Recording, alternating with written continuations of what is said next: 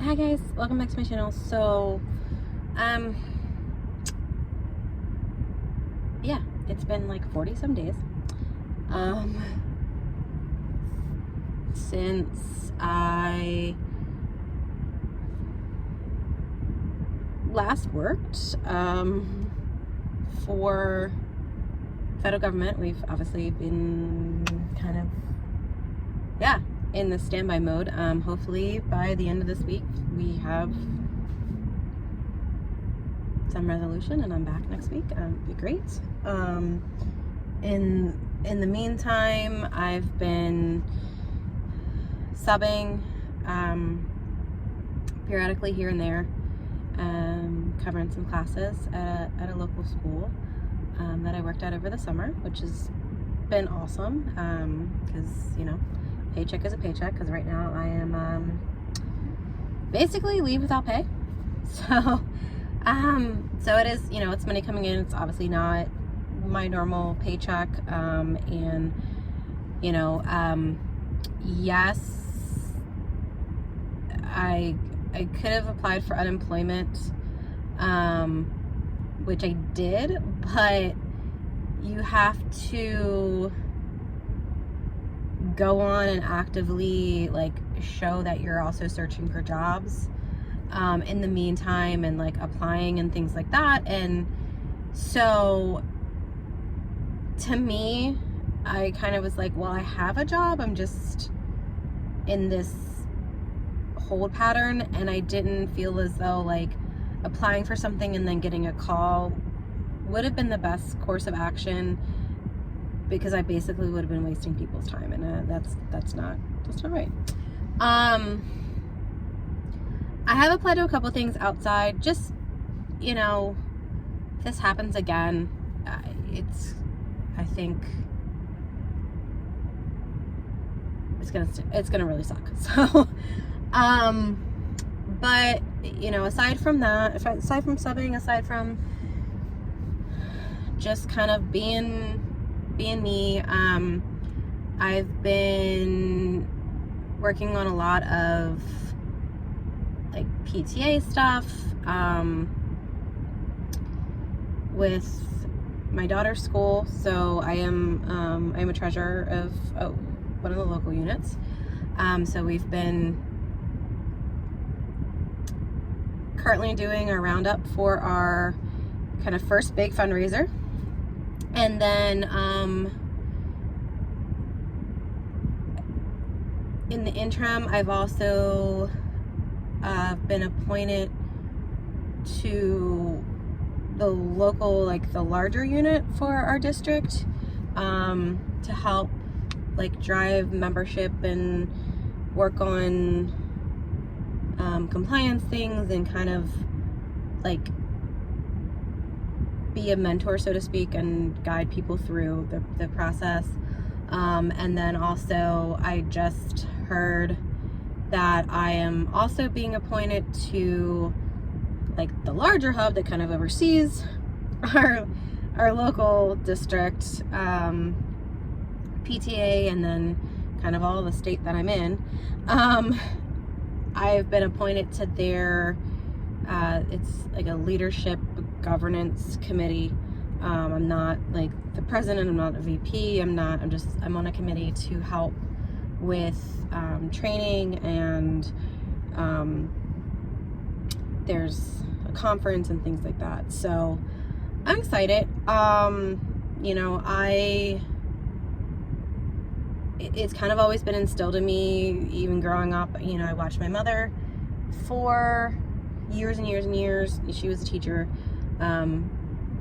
was actively involved in her school, was actively involved in my school, and then I kind of, obviously once I had a child, it kind of was the same thing.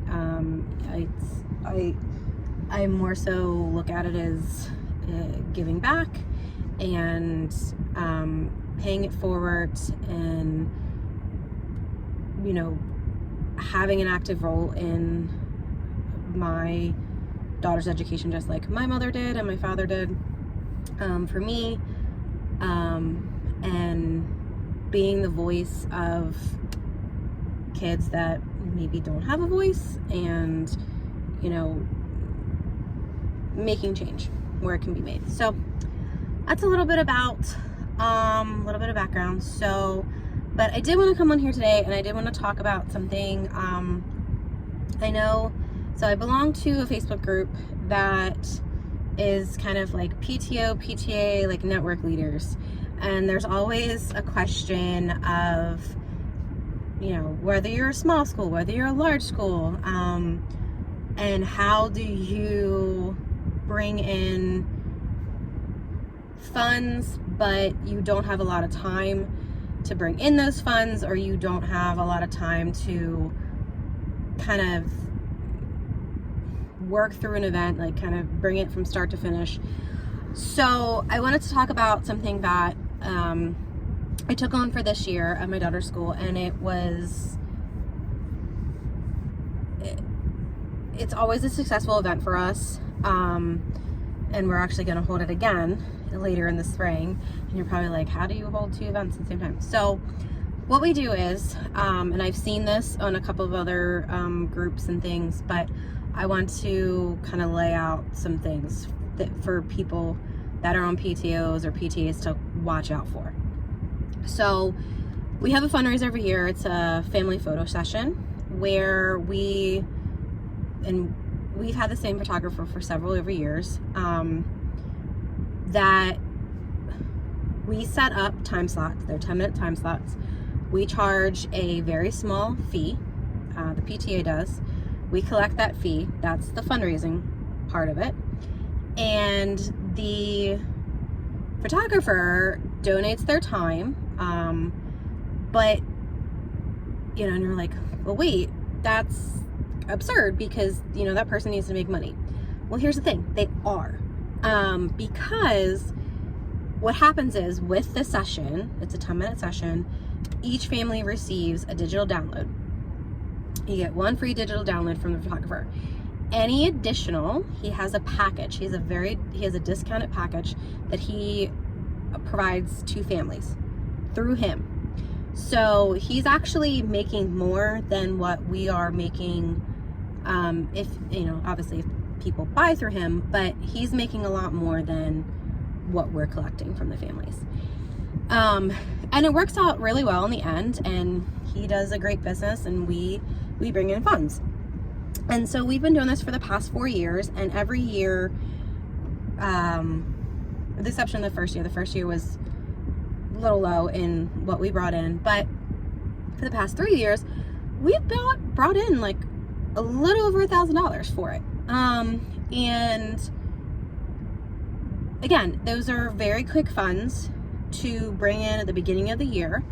And then you take that money and you dedicate it towards something in your budget. Whether it's something that you're having in the first couple months of school, or something that you kind of put aside for later, for like that teacher appreciation week, or it's like hospitality, or whatever it is. Now, here are the things that I've seen other PTOs and PTAs get caught up in, and this is why I wanted to kind of share this. If you find a photographer in your area, or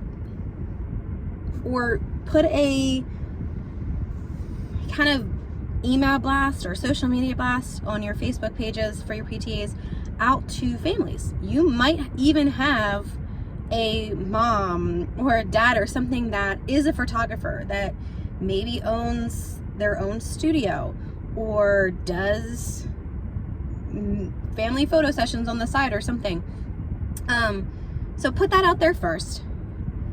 Have the conversation. This is kind of how it has to work, and so that way you're actually fundraising and you're not having to pay out somebody, like a vendor.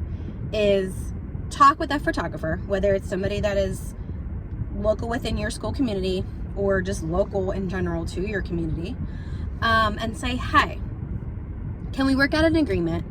You donate your time, start at 8, end at 3, whatever it is, one day. If you want to make it 2 days, make it 2 days, but one day is sufficient. and say, would you donate your time for these sessions? Again, it's 10 minutes per session. They get ideally about an hour break. And it's always good to have a little bit of a threshold in between, like 5 minutes in between each session, or 10 minutes in between. You kind of like negotiate that with the photographer however they feel, or what's comfortable for them. And then you get it in writing. So I've seen a couple groups where they're like, we got a photographer and we had an agreement that we were going to give them so much of what was raised, and then there's nothing in writing, and then that photographer, for whatever reason, ghosts your organization. Families don't receive pictures. There's like nothing. And because you have nothing in writing about your agreement and about what was paid out, aside from you having that, reimbursement slip to the photographer, like a check or whatever, there's not much else, and you could be dead in the water. And you basically, that person, I can't say why people do it, but people do it, and you never know. And they run off with your money, and then that's it. That's kind of what they were in for. So everything should be in writing from start to finish. Whether it's a contract or not, it needs to be in writing. Email. Don't do a Facebook Messenger, but email will solidify back and forth communication. So both you, your organization, and the photographer are on the same page with everything. And then, you do a Sign Up Genius, or you run your spots or anything through givebacks. What you want to collect is the family's name, last name specifically. You dedicate each time slot. So if you do it for givebacks, you're going to dedicate each time slot for that family to select and to pay there for it. Sign Up Genius is a little bit different because you're just going to have a time thing, and I wouldn't have people pay through Sign Up Genius. That's a little wonky. But so it'll be their name, their slot time, you'll need their email address, and you'll need their mailing address and their contact number. And you formulate all of that into a spreadsheet, and you send that copy to the photographer. So you also put that in writing so the photographer can see logistically how their day is going to run. They can see the times, they can see when their breaks are, they can see who the families are, and that way when they're kind of making their gallery, ideally if it is that family and they show up on time and in that time slot, the photographer can basically label the photo or the files with the family's name for later. So you're helping yourself, you're also helping the photographer logistically for the day. And then somebody from your organization, the day of the event, let me back up a little bit.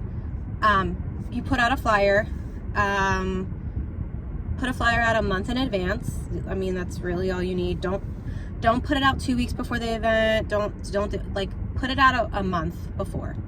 And if you're gonna do something outdoors, have a rain backup date. Organize that with the photographer as well, so that way both dates are being held, just in case there is a rain issue, because you're gonna put on your flyer, when you blast it out via email to your school community, or you put it on your Facebook page, the registration fee is non-refundable. So you want to clearly make that known on the flyer. You also want to make known that it's 10-minute sessions. If they are late, unfortunately, you can't hold their spot. And if there's a family there, you're running with it. You're keeping the day moving as smooth as possible. You don't really want any lag, and honestly, the photographer doesn't want any lag. Like if they're just going, they're going. So yeah, you want to make that known to your school community too. Is if you're late, you know, so sorry. And then you want to put in there in kind of your communication too, after, once all your spots are filled, you send an email out to the families and say, okay, this is where you're meeting. Somebody from your organization will be present. Wear, you know, I don't know, wear a school shirt with the emblem on it, or don't put up balloons, anything. Don't put any like big signs. You don't want to draw attention to your location, really.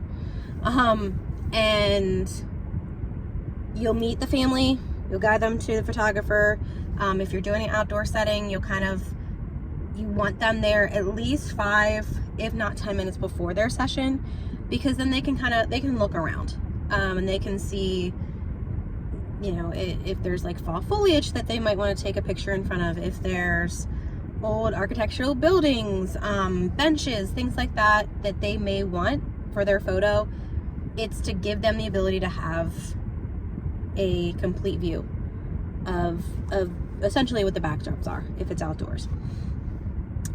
If you have an indoor photo session and the photographer, let's say, just brings a solid, I don't know, black background, or brings like almost like a green screen, so to speak, you're going to want to ask the photographer if they can have samples of the backdrops that, if it's a green screen, that could be inserted behind the family, and have like a book there so the families can like flip through it. And then you can mark on your spreadsheet, because again, you're going to have a spreadsheet so you know who's supposed to show up and when, for logistic purposes. Like, you can mark a code or something next to their name, and then at the end you can provide that to the photographer so they know as well. But that's more so if it's an indoor photo shoot, and there's like, some photographers like to put different filters or different things, scenery or something like that behind a family. So yeah, so you want to, those are some of the logistics things that you want to make sure happen. At the end of the event, once every family has gone through, you know, you'll thank your photographer for their time, for their support, for your school and for your community. And then you'll want to check in with them and say, hey, ideally we like pictures to get back to families in like 2 weeks time. And you can talk to them ahead of the event too about this, but if you do, you want to make sure you have this conversation again, verbally with them the day of, so that way it's like fresh in their mind, and you'll email them as a backup too. You'll get the confirmation, and then you'll send something out. You'll put an email on your PTA page, Facebook page, or through email to all the families that came. You know, thank you so much for your support and your generosity in coming out for this event. Shout out who the photographer was. Again, do not advertise for them. So you're not going to essentially tag them in your post, because you don't, there's strict guidelines about that. You don't want to advertise. You just want to kind of say thank you. And you leave it at that. And then put in your thing of, there will be a link provided in 2 weeks or 3 weeks or whatever the agreement was with your photographer. And that'll be sent out to them directly. And talk with families too while you're there, because they may not be members of your PTO or PTA. And this is a good opportunity to have those conversations, to tell them about your organization. Tell them about volunteer opportunities coming up, or events that you might need a chair for, or a co-chair. Like, this is prime time to, while families are waiting, have those conversations, because you are present. You're not hiding behind a screen. You're not hiding behind a phone. You're not hiding behind a Facebook post or a phone, you know, whatever it is, or a message or something like that. You are present in the flesh, and those conversations go farther than you will ever think. Case in point, we had a book fair this last month, and we literally had a conversation about a winter dance that we needed people to step up and be the chairs for. Boom, done. Had a very simple conversation with two moms, and they're like, yep, we'll do it. Great, perfect. We had a chair and a co-chair like that. And so that's what I mean, is like having conversations with families, getting to know them, getting to know their families, getting to kind of, you know, if they have a small business, if they're crafty, creative, like, not saying you have to be, but that's your chance, that's your time. And those conversations go further than you will think. And that's kind of that's that lasting impression with them. So yeah, so that's kind of a very, very simple way and a very fast way that if you need to raise funds for something, that's one way to do it. And again, if you want to hold it for 2 days, hold it for 2 days. If you want to just hold it for 1 day, you hold it for 1 day. And you probably want to like scout a good location too. Check that location. There's some places where I live that when you're on site and you're a photographer, sometimes it requires a permit, because it kind of gets so congested with the photographers, and it's almost like a donation back to, like, if it's a park or some historic area. So you want to check on that too, because that'll be a cost to the PTA, not to the photographer. Like, you'll have to work with the photographer on that. But and then if it is a really well received event, talk with the photographer, especially if you're elementary school, and say, hey, would you do something in the spring possibly for our kindergarten graduates, or our 5th grade graduates? Like, they're moving on, and parents, aside from, that school picture that you get every year, you're not gonna get a picture of your kid if they're in 5th grade for like 7 years, because you're not gonna get a professional picture of them, unless you do something every year as a family with a different photographer. But that's it's a quick snapshot, and most kids can only withstand 10 minutes. Honestly, that's the course of their attention span. So, and kindergartners, not many schools now do like a kindergarten graduation or anything. So this is like a way for you to capture that moment. You can get them a little cap and gown, get them a little stole that says kindergarten graduate, have them hold balloon, whatever you want to do, bring your own props, things like that, but make it your own, because you're not going to get this time back. You're not going to get these memories back, and this is a great way to capture it. But have that conversation with the photographer and say, hey, this was such a well-received event. Would you want to do this in the spring? And start having that conversation and pick that date, and then you can develop the flyer and post it when need be and set up the event kind of the same way you did again, in the hopes of raising the same amount of money. And then that money that you have, because if you put it towards the end of the school year, that basically carries over to next year. So